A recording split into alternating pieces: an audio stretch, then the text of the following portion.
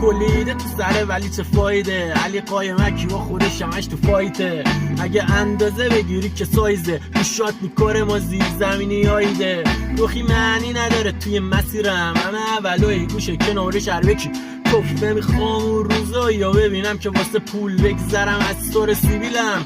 رفت کتی نمیخوره به استایلم، شاهو میکنم اگه لازم کنه کردم. برو میره توی گلو سرم ها میذارم پای کارم. این خونگی ها هنو باید بپیچم به مارم، با یه سری نمیشه اصلا خوب بود باید بکشیشون ندی پایین. آخه چستودن مزدورن، اون موقع مز بودن که ما دیدیم همه تو زردن مثل علف ارز.